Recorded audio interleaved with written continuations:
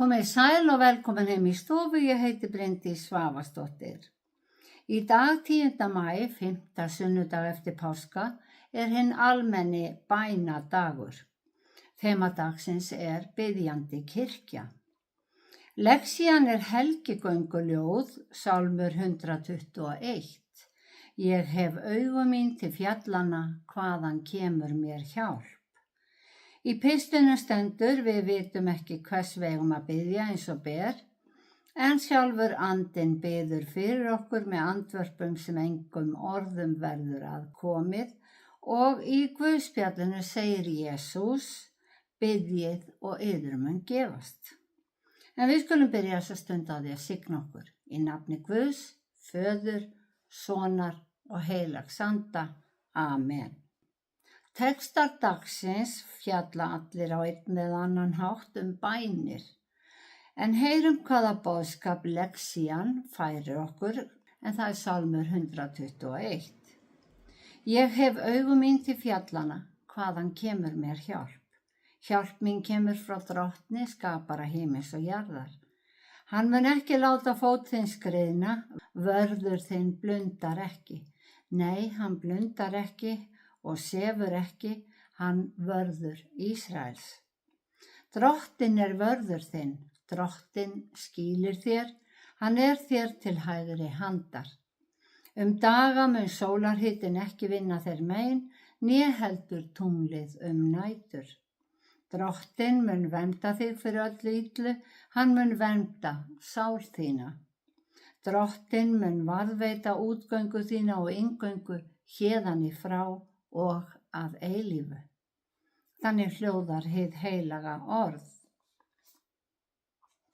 Já, þema dagsins biðjandi kirkja. Sálmaskáldi ekki í vafa hvaðan hjálpin kemur. Þó orðalagið gæti vísa til fjallsins, þá skýring á því. Musterið í Jerúsalem stóð á hæð og fjöll umhverfis sjálfa borgina.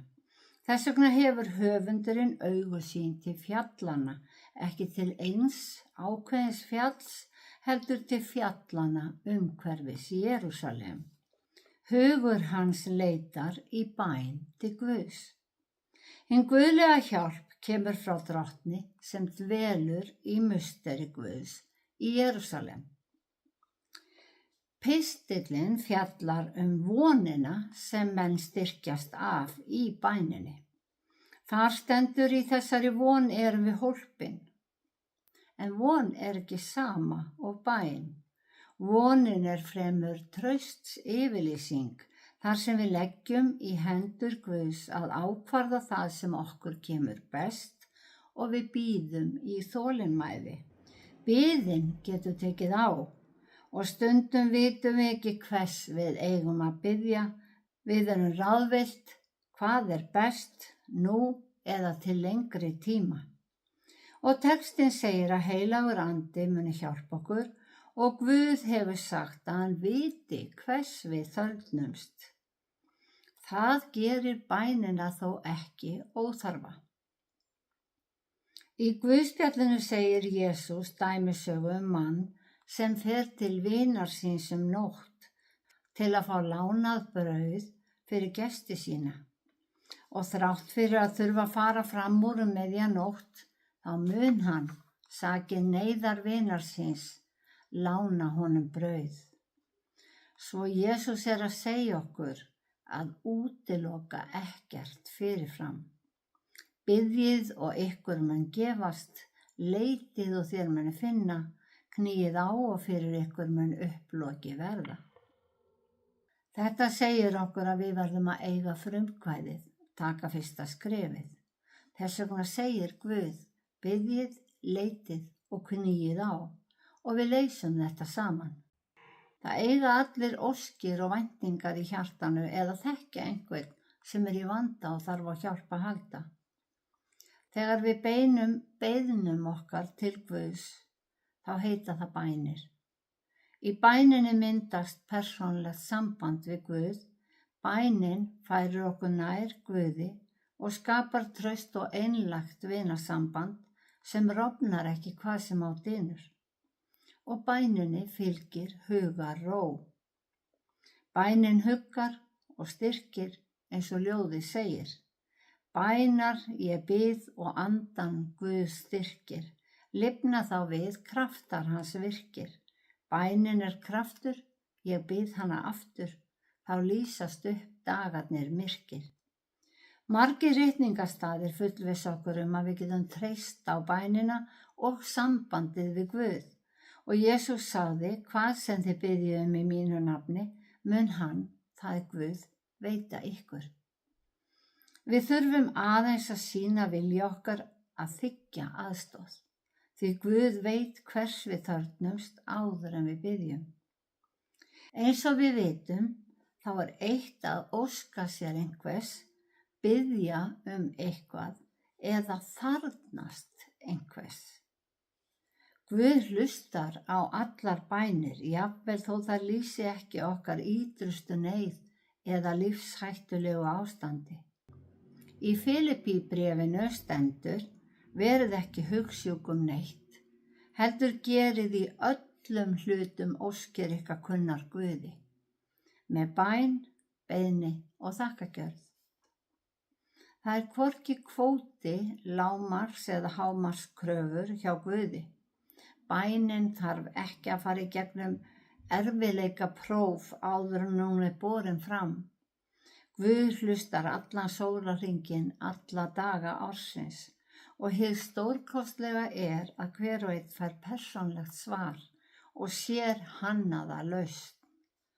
Guð vill eiga persónlegt samband við okkur. Hann segir að þegar þið ákallið mig og komið og biðjið til mín, mun ég bænheyra ykkur. Ef þið leitið mín, munu þið finna mig. Þegar þið leitið mín á öllu hjarta, þá læt ég ykkur finna mig, segir Drottinn. Bænin treystir sambandi við Guð, samband sem gagnkvæmt eins og persónlegt samtal tveggja vina. En Guð veit hvað best fyrir okkur, veit hvaða þarfir við höfum og svarar á þann hátt að það leiðir til góðs. Svo stundum nægir bænastundin til að gefa hugarró og svo eiga mál tilhneigingu til að leysast á einfaldan hátt. Já, þökkum Guði fyrir það. Jesús baðst fyrir þó hann væri Guð og hann kenndi lærisveinum sínum bænina Faðir vor. Hann sagði þeim að fara afsíðis og loka á eftir sér, ekki til að fela að þeir væru að biðja, heldur til þess að verða ekki fyrir truflun, leyfa hjartanu að tala við Guð, svo stundin verði gæðastund. Hann sagði, komið til mín öll þið sem erfiðið og þunga eru hlaðin, og ég mun veit ykkur hvíld. Við erum dýrmætt í augum Guðs og það sama hvort við biðjum til hans með því að fara með Faðir vorið eða hvort við segjum bænina með okkar eigin orðum. Guð hlustar alltaf. Faðir vor sú bæn sem tengir kristnamenn saman allan heim. Það bænin sem fær allan söfnuðinn til að taka undir, því þetta bænin sem við eigum saman. Og Jesús sagði að við ættum að nota hana óspart. Biðjið án afláts. Verið staðföst í trúnni. Þreytist ekki að biðja, því að hver sá öðlast sem biður, sá finnur sem leitar, og fyrir þeim sem áknýr mun upploki verða. Ekkert eins slítandi og stöðugar áhyggjur, stöðugar erjur, ósætti og illindi. Bænin sterkur mótleikur í þannig aðstæðum sem við finnum verulega fyrir vanmætti okkar og finnst öll sund vera lokuð. En Guð mun finna leið til lausnar. Bænin styrkir og viðheldur sambandinu við Guð og gefur okkur von. Faðir vorið stendur alltaf fyrir sínu og Jesús sagði að bænin innihaldi allt sem við þörfnumst. En Guð skapaði okkur ólík og gaf okkur mikið frjálsræði. Þess vegna biðjum við á ólíkan hátt, en hvernig sem bænirnar eru sagðar þá heyrir Guð þær. En við verðum að taka fyrsta skrefið, að rétta út hendina, biðja hjálp. Við erum þiggjendur í bæninni.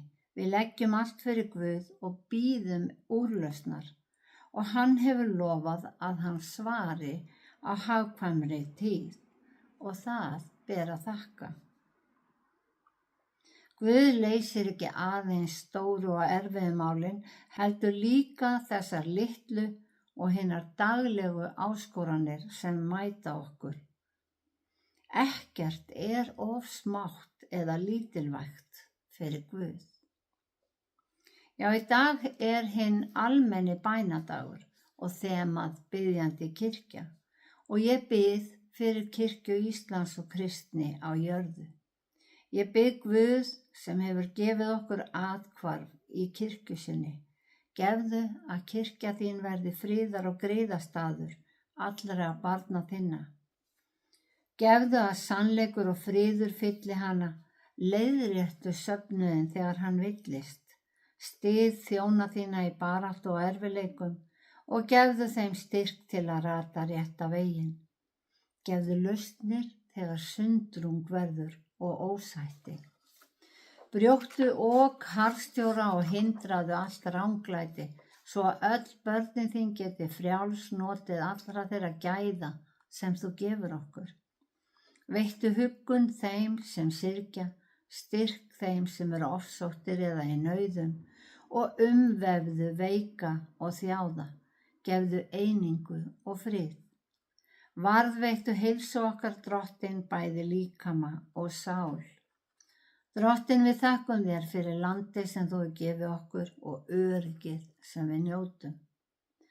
Þakka þér fyrir son þinn sem frelsaði okkur og náð þína sem gefur eilíft líf. Hjálpa okkur að standa stöðug í orði þínu, nýta handleiðslu þína, varðveita trúna í hjartanu og víkja ekki af vegi þínum. Ég bið þig, Drottinn, blessaðu land okkar og þjóð, hvern og einn í Jesú nafni. Amen. Drottinn blessi þig og varveiti þig. Drottinn láti sína ásjónu lýsa yfir þig og sé þig náðugur. Drottinn upplyfti sínu augliti yfir þig og gefi þig frið. Í Jesú nafni. Amen.